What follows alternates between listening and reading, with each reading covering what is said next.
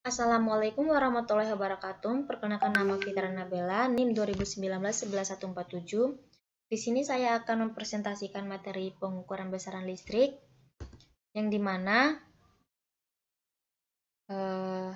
materi pertama membahas tentang unit, dimensi, dan standar.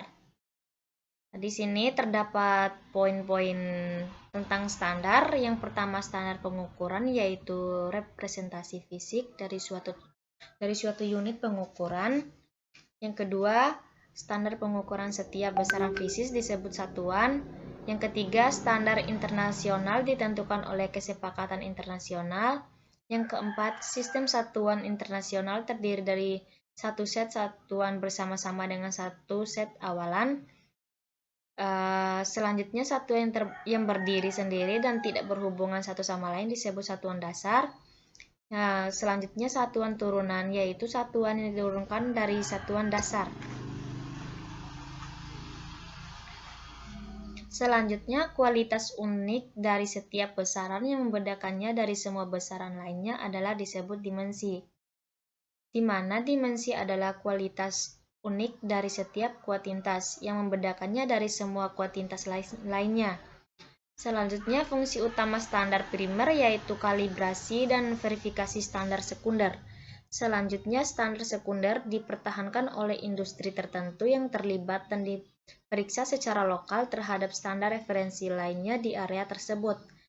Selanjutnya, standar kerja digunakan untuk memeriksa dan instrumen laboratorium untuk akurasi dan kinerja.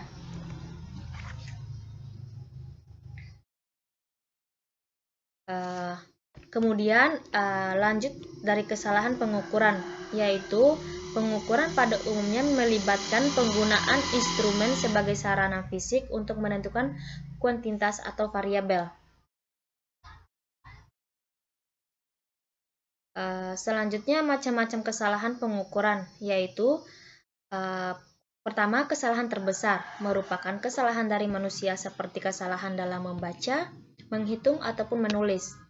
Kedua, kesalahan instrumen merupakan kesalahan yang dihasilkan karena instrumen itu sendiri. Ketiga, kesalahan pengamatan seperti kesalahan paraks terjadi saat membaca meteran, pemilihan skala yang salah. Yang keempat, kesalahan acak yang terjadi karena gesekan dalam gerakan instrumen, kesalahan paraks antara petunjuk dan skala, getaran mekanis, histeris pada anggota elastis. Yang kelima, kesalahan mutlak merupakan perbedaan antara nilai terukur dan variabel dan nilai sebenarnya dari variabel.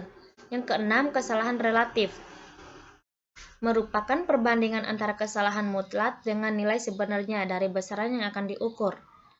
Adapun rumus kesalahan relatif yaitu kesalahan mutlak per nilai sebenarnya.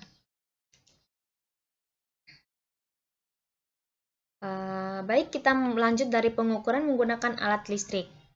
Yang pertama, galvanometer. Kumparan bergerak adalah alat yang digunakan untuk mendeteksi dan mengukur arus listrik kecil. Kemudian galvanometer adalah alat yang digunakan untuk menunjukkan keberadaan, arah, atau kekuatan suatu benda kecil. Yang ketiga, gerakan dasar D-amperemeter yaitu galvanometer PMMC. Yang keempat, ohmmeter merupakan alat listrik yang mengukur hambatan listrik. Yang kelima, sensitivitas. Instrumen diberikan dalam ohm per volt. Ini adalah kebalikan dari arus defleksi skala penuh. Bisa kita lihat rumusnya. Sensitivitas sama dengan ohm per volt atau sensitivitas sama dengan 1/1 fast. Kemudian pengukuran tahanan yang tepat. Terdapat metode amperemeter voltmeter yang digunakan untuk mengukur nilai resistansi rendah. Yang kedua, metode potensiometer membandingkan resistansi yang tidak diketahui dengan resistansi standar dengan urutan besarnya yang sama. Yang ketiga, metode defleksi yang digunakan untuk mengukur nilai resistansi tinggi.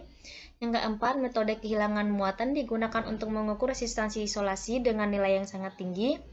Yang kelima, metode loss of charge digunakan untuk mengukur tahanan isolasi yang nilainya sangat tinggi. Yang keenam, Megger digunakan untuk mengukur tahanan yang tinggi order 1 megaohm codes. Selanjutnya pengukuran induktansi dan kapasitansi. Yang pertama, jembatan Anderson. Pengukuran induktansi terdiri dalam kapasitor standar. Yang kedua, jembatan de Sauty, metode paling sederhana untuk membandingkan dua kapasitasi. Yang ketiga, jembatan High, mengukur kumparan Q tinggi yang tidak diketahui induktansi. Yang keempat, jembatan induktansi Maxwell, mengukur induktansi dengan perbandingan induktansi diri standar variabel. Selanjutnya, jembatan kapasitansi induktansi Maxwell, mengukur induktansi yang tidak diketahui dengan konduktansi yang diketahui.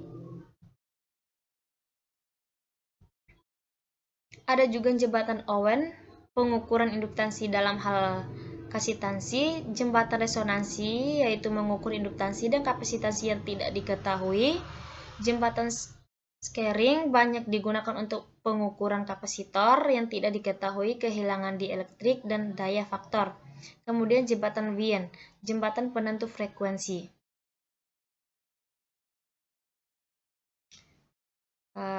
Selanjutnya, kondisi seimbang untuk keseimbangan jembatan. Bisa kita lihat rumus-rumus yang ada di layar laptop ini.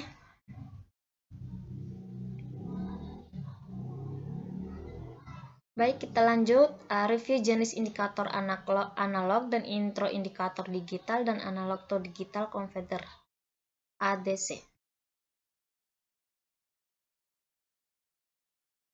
Pertama, kita membahas PMMC, di mana PMMC itu sendiri permanent magnet moving coil, yang merupakan sebuah instrumen dasar yang dapat digunakan untuk mengukur arus listrik.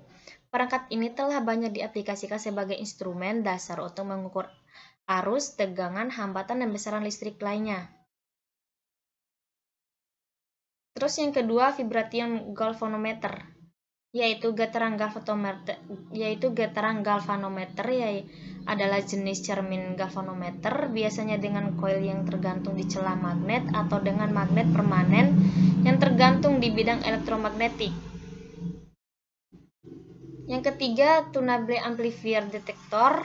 Amplifier ini adalah satu jenis penguat yang memilih rentang frekuensi tertentu dan menolak frekuensi yang tidak diinginkan dengan menggunakan sirkuit yang disetel pada bebannya. Rentang frekuensi selektif dapat diperkuat dengan menggunakan amplifier ini. Selanjutnya, handphone.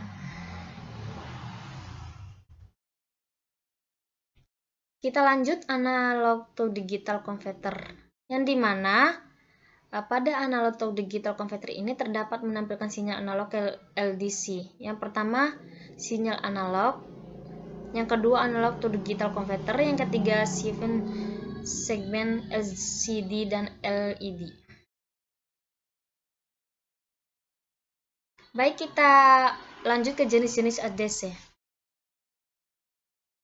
Jenis-jenis ADC itu sendiri terdapat ramp type ADC, bisa kita lihat gambarnya yang ada di layar laptop. Ini gambar ramp type ADC. Yang kedua, terdapat delta sigma, bisa kita lihat juga gambarnya di layar laptop. Yang ketiga, dual slope integrating, bisa kita lihat gambarnya di laptop. Kemudian, Cassive approximation register.